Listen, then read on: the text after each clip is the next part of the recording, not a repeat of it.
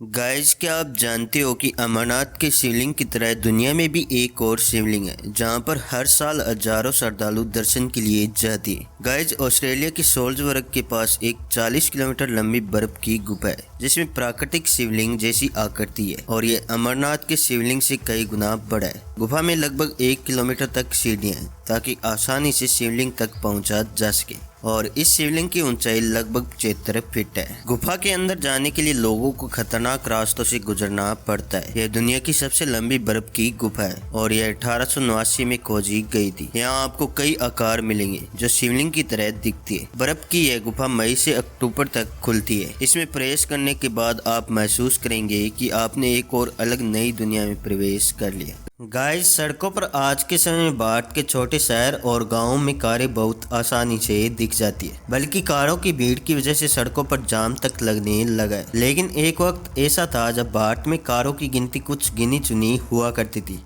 Guys, क्या आपको पता है कि भारत में सबसे पहले कार किसने खरीदी थी और किस सन में खरीदी गई थी? गाइस, भारत में चलने वाली पहली मोटर कार को 1897 में कोलकाता में मिस्टर फोस्टर के मालिक कॉम्पटन ग्रीवेस ने खरीदी थी। इसी के साथ मुंबई शहर में सन 1898 में 4 कारें और खरीदी गई थी। इन्हीं 4 कारों में से एक कार को जमशेदजी टाटा ने खरीदा था। सैन फ्रांसिस्को के एक प्रोग्रामर स्टीफन थॉमस अपने क्रिप्टो वॉलेट का पासवर्ड भूल गए जिसमें 7200 बिटकॉइन मौजूद है। उन्हें एक वीडियो बनाने के लिए इनाम के रूप में 7200 बिटकॉइन दिए गए थे जिसमें यह समझाया गया था कि क्रिप्टो करेंसी कैसे काम करती है। आज उस 7200 बिटकॉइन की कुल कीमत 1700 करोड़ रुपए है। थॉमस पहले ही अपने क्रिप्टो वॉलेट के लिए 8 बार गलत पासवर्ड दर्ज कर चुके हैं और अभी उनके पास 2 अवसर बचे हैं। थॉमस अगर 2 बार भी गलत पासवर्ड लगा देंगे तो उनके 1700 करोड़ रुपए हमेशा के लिए डूब जाएंगे। बिटकॉइन के पास ऐसी कोई कंपनी नहीं है जो पासवर्ड को प्रोवाइड या स्टोर करती हो। पासवर्ड भूलने की स्थिति में इसे रीसेट नहीं किया जा सकता। ऐसे में जिन लोगों को पासवर्ड याद नहीं रहता उनके लिए भारी समस्या हो जाती है क्योंकि बिना पासवर्ड के वे अपने बिटकॉइन को एक्सेस नहीं कर पाएंगे। गाइज, वीडियो कैसा लगा? गाइज, क्या आपने कभी सोचा है कि सम्राट अशोक व चंद्रगुप्त मौर्य जिन महलों में रहते थे आज उनके अवशेष क्यों नहीं मिलते? गाइज, मौर्य काल के समय के महल में लकड़ी का प्रयोग होता था, बस पिल्लर ही पत्थर के होते थे।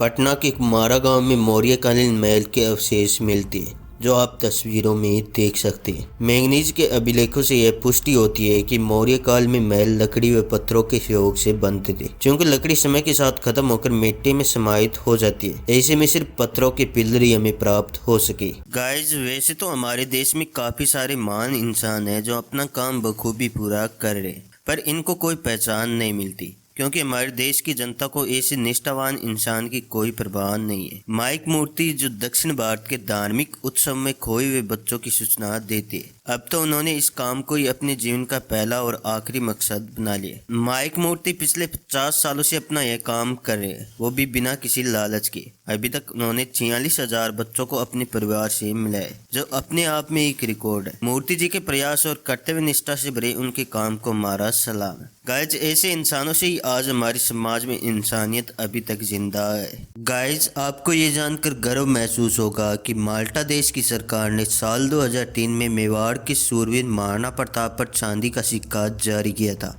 1 किलोग्राम वजनी यह सिक्का दुनिया में सबसे बड़ा सिक्का है जिसके एक और महाराणा प्रताप का चित्र और उनके जन्म मृत्यु की तारीख अंकित है तो दूसरी ओर माल्टा देश का चिन्ह और नाम है। माल्टा सरकार ने ऐसे 100 सिक्के जारी किए थे। गाइस, 16वीं शताब्दी के एक हिंदू राजा को एक राष्ट्र के द्वारा दिया गया सम्मान जो हमसे 6500 किलोमीटर दूर है, दुनिया पर महाराणा प्रताप के प्रभाव को दर्शाता है। गाइस, आपको ये जानकर हैरानी होगी कि भारत के पूर्व प्रधानमंत्री मनमोहन सिंह को हिंदी पढ़नी नहीं आती थी और उनके सभी भाषण भी उर्दू में लिखे होते थे।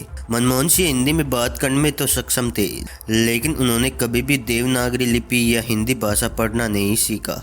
हालांकि उन्हें उर्दू पढ़ना बखूबी आता था और उनके हिंदी भाषणों को भी उर्दू भाषा में लिख कर ही दिया जाता था। यही कारण है कि मनमोहन सिंह अपने सभी भाषण अंग्रेजी भाषा में दिया करते थे और उन्हें अपना पहला हिंदी भाषण देने के लिए 3 दिन तक अभ्यास करना पड़ा था। गाइस, वीडियो कैसा लगा कमेंट में बताइए और ऐसे मजेदार वीडियो के लिए हमारे चैनल को सब्सक्राइब कर ले।